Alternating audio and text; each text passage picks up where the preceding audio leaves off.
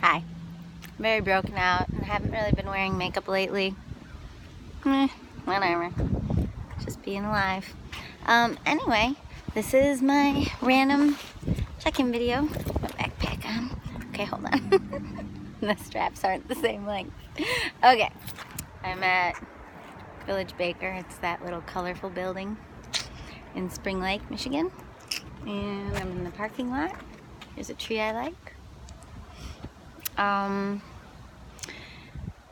Oh yeah, I wasn't gonna make a check-in video. I was gonna write a song. That's what it was. I was just feeling like a lot of what I do on YouTube now is about feelings. And in the old days, I used to feel like I could put those feelings into a song.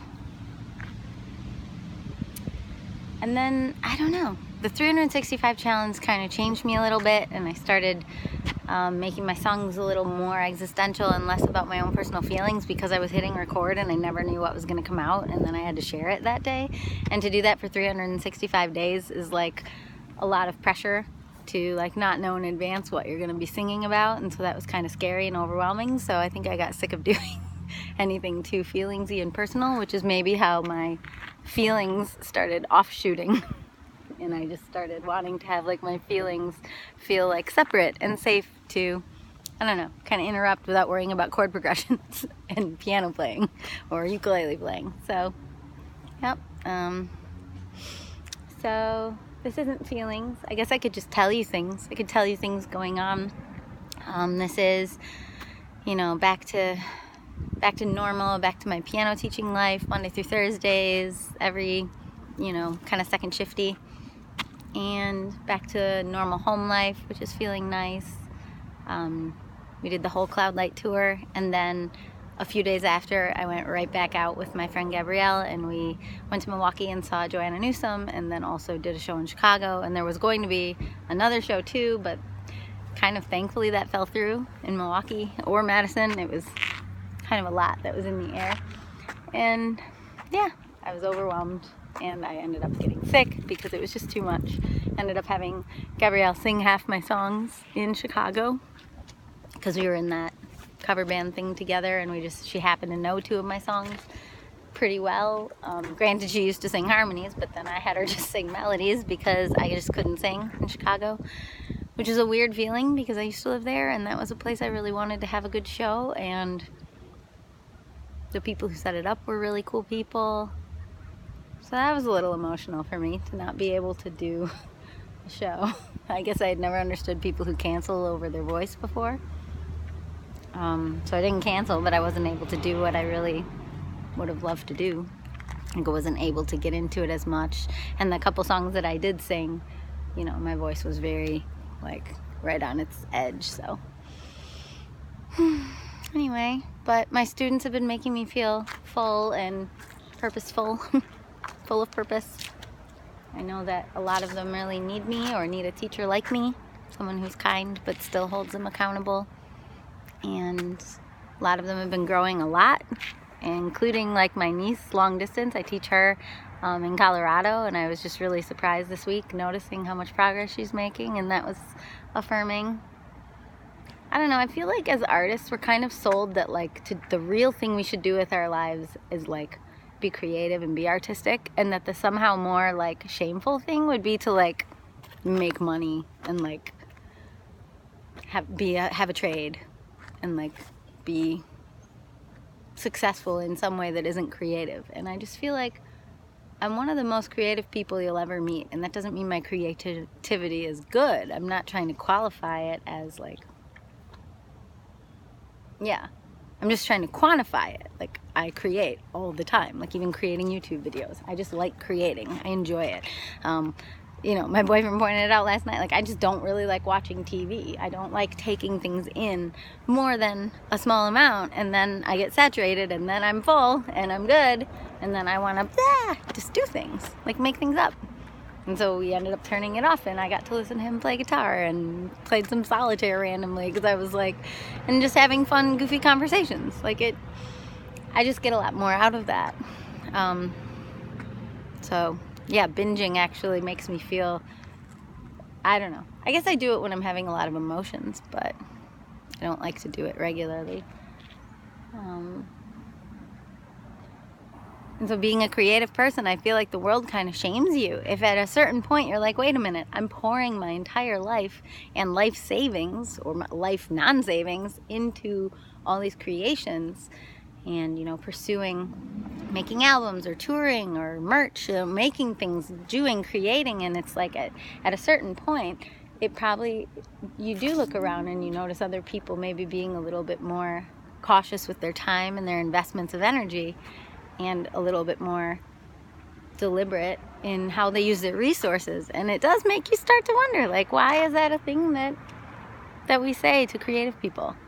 Like, follow your passion no matter what. It's like, well, I don't have an equal passion for teaching. My main passion is for performing and creating this whole little world that has been Jessica and the Rainbow, and being part of Cloudlight, and just making music and, you know, creating albums. Like, sure, that's my main passion, but there isn't money in it. There just isn't. Not the level we're at, and not the level most people I know are at. Like, someone I know said that she feels successful. Well, they feel successful if they take like 3 people on a 3-day tour, and if at the end of the tour there's enough extra money not only to pay for gas but to give everyone like $50, that means they were on tour on a job for like, what is that, like $18 a day.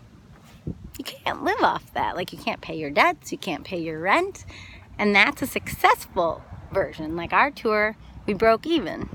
Broke even means we paid for the gas and like the tune-up on the car, and like, I was excited. I thought I was gonna lose money on it, but I'm moving a lot. My hands are getting cold, so I'm like putting them back in. For anyone who thinks the music industry is something other than this, like, it's really not. I just think it's a lot of people with really big pipe dreams, like, and ideas that they can be something someday, and some of us will get to. Like, I mean, I was watching some comedy thing. Well, whatever. I'm not gonna ramble about someone else, but like, very, very few people break into a world where there's money attached, and even then there's a lot of choices you have to make and a lot of potential to create ripples that are not the ripples you wanted to create. Sorry, I just noticed those trees are, oh, well, let me zoom in. Those trees are like red because the leaves all around the base are already changing. That's really cool. So, you know, that's my number one message to people. If you're a creative person, like, don't go into it for the money. I can't think of any person I've ever met, and I've met hundreds and hundreds of creative people. I can't think of a single person I've ever met who followed their creativity like their art and turned it into a pay the rent and pay the bills kind of business. I've seen tons of creative people still making art, but then figure out what aspect of that art is a service to their community or that they could do online, and then that service is not the same as making the art. And that's where just there's a lot of lies in our culture. Like, you would feel split if you wrote music for commercials. You would not feel like you're doing your art. You would feel like you're using your toolbox that creates your art for a different thing, which is to make music for commercials, or to, you know, I don't know. I'm just saying, if you love, I mean, even people I know who are like employed using their creative skills at some sort of big job, like, that's not the same as doing your art. So just, I don't know.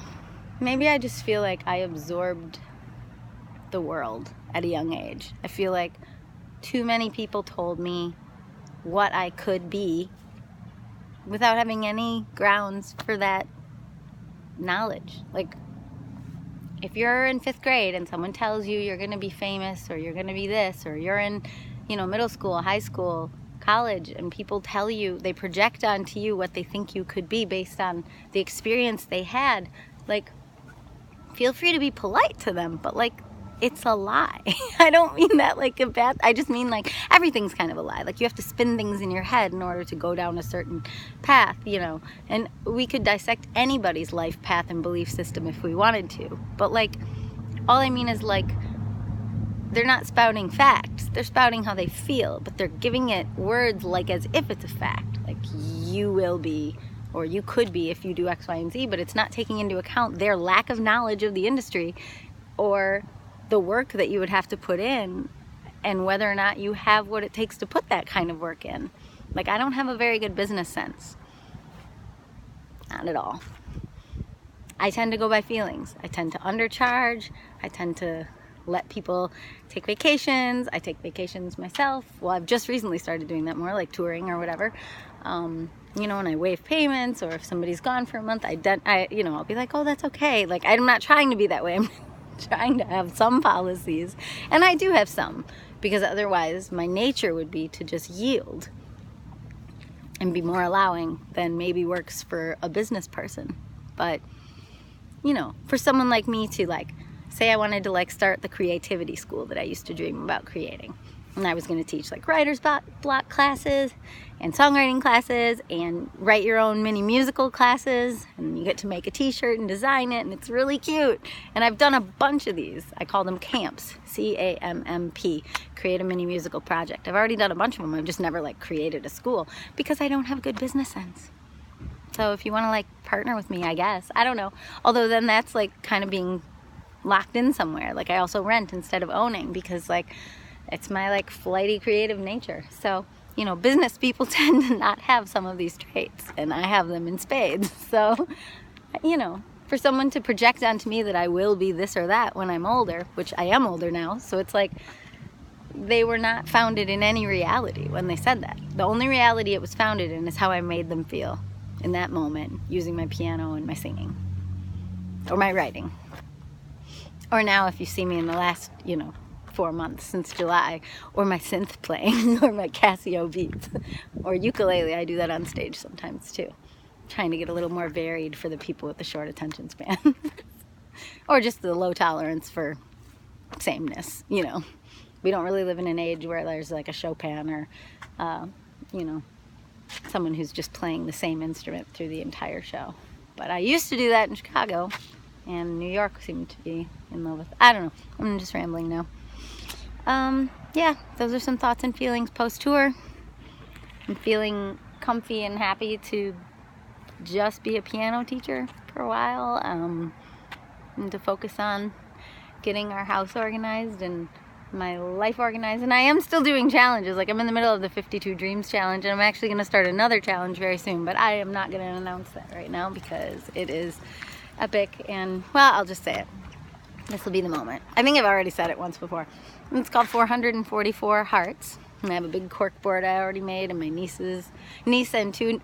of my nieces and two of my nephews already drew on it, and and I'm going to hang little tiny hearts, 444 of them, as I accomplish each thing. And it's going to happen for 444 days until the next inauguration day. And it's going to include 444 cover songs, because I'm a human jukebox, and I can play things if I see a chord sheet or if I've heard it before. So I'm just going to play and sing some cover songs. Some of them I might not even sing. I don't even know. I'm going to do it 444 times. Oh, and then there's a second component. I'll save that part for later, but there's a second part to it. Anyway, that's my life. That's how I'm getting through these weird times, is I'm using creativity as my own therapy. And I might write a book on that someday, or not, because the 52 Dreams Challenge is teaching me that having ginormous goals and dreams like that, some of them are like year-sized goals, but if I have like 52 plus of them, like, I don't want to slate out my whole year, or my whole life, Well, I'm obviously slating out my whole years all the time now, but like, I used to do that to my whole life. Like, I don't know, I have like 7 albums I want to work on, and it's just like, it leaves me feeling like my future time isn't mine, and that there's no space in it, and there's no grace in it, and there's no wiggle room. If everything I'm doing has a plan and an agenda, it's like creativity is meant to feel like free and expansive and open, and instead I just get so excited, and I start things, and I get so many ideas. But it's like, at some point I have to learn that, like, they're just ideas. You don't have to do them all. You don't have to do any of them, and there's no shame in that. And for some odd reason, I am just saddled with like this heavy, heavy weight of shame, like, unless I do them all, that I'd be a failure. And it's like, I'm a recovering A student now. I've realized that. Recovering type A student. I want to just go like sit on a hill, meditate, and pray, and like try to get out of this weird contract with myself where I'm trying. I want to get out of my contract with trying. Like, why? Why not just do what you feel compelled to do that day? Other than your work, like your work to make money. But like, why spend a whole alternate life trying? You know? Like, what is this? Why do I do this? I don't know. I'm trying to start analyzing it. I'm trying to start analyzing. I need to just let go. Anyway, that's my life. Bye.